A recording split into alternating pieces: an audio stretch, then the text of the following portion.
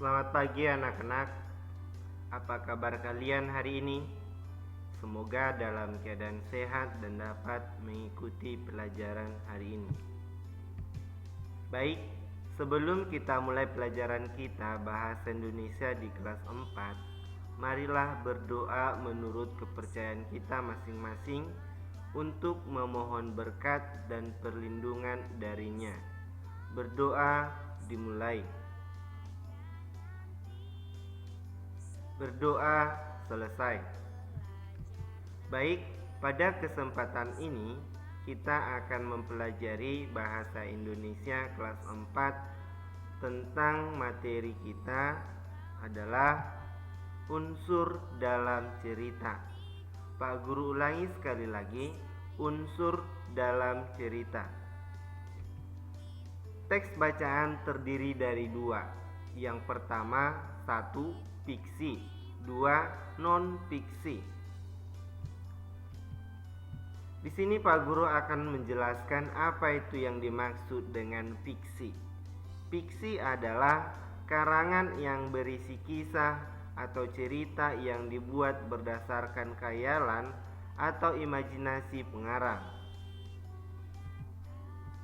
Sedangkan non-fiksi adalah suatu karya seni yang sifatnya faktual atau berdasarkan kenyataan dan mengandung kebenaran di dalamnya.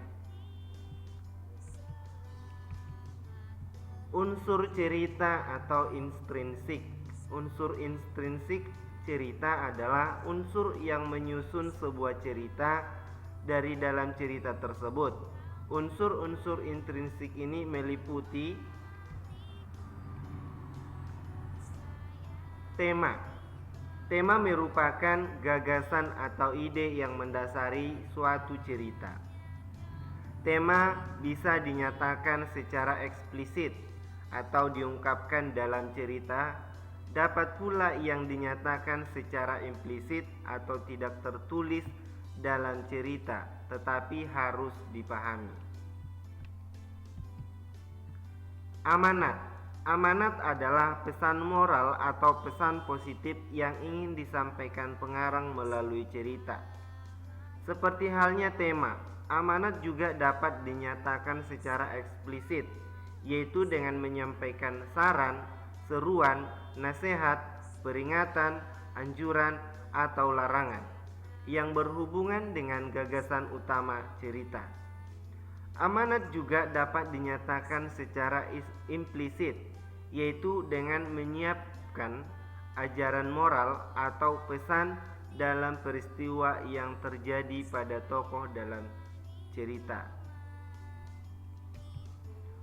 Penokohan atau karakter. Tokoh adalah orang, binatang, atau benda yang diinsankan yang menjalani peristiwa dalam berbagai peristiwa cerita. Digolongkan berdasarkan sifatnya, tokoh dibedakan menjadi 3. Tokoh protagonis, yaitu tokoh yang membawakan perwatakan positif dan menyampaikan nilai-nilai positif. Tokoh antagonis, yaitu tokoh yang membawakan perwatakan negatif dan seringkali bertentangan dengan protagonis. Tokoh tritagonis, yaitu tokoh penengah.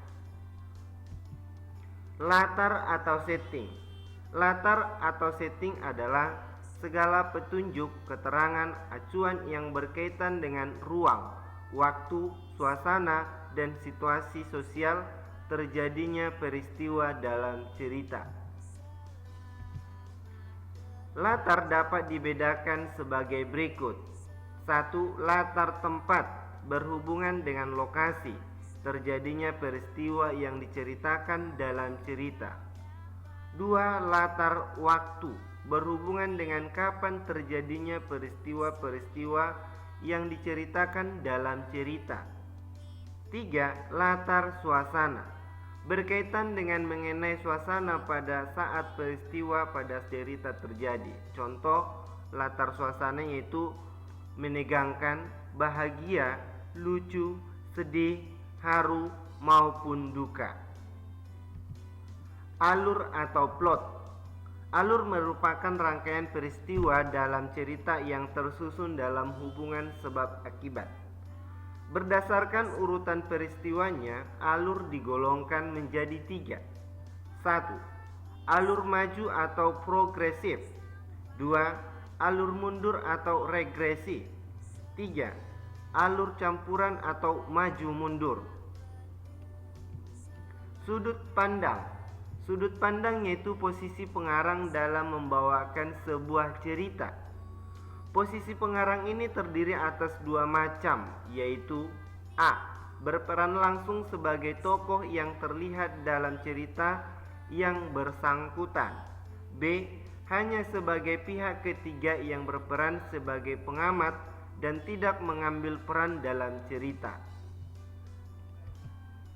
Nah, demikian penjelasan dari Pak Guru tentang unsur intrinsik cerita. Berikut ini tugas kamu di rumah. Tuliskanlah sebuah cerita sebanyak 4 paragraf. 4 paragraf dengan tema kebersihan lingkungan adalah kunci kesehatan bagi keluarga. Setelah itu, jawablah pertanyaan berikut. 1. Siapa saja tokoh yang terlibat dalam cerita tersebut? 2. Tuliskan pesan moral cerita tersebut. 3. Tuliskan siapa berperan sebagai tokoh utama dalam cerita tersebut. Dikerjakan di buku catatan bahasa Indonesia. Demikian penjelasan dari Pak Guru. Semangat dalam mengerjakan tugasnya. Tetap jaga kesehatan. Kalau mau bepergian keluar, tetap gunakan masker. Demikian dan akhir kata saya ucapkan terima kasih.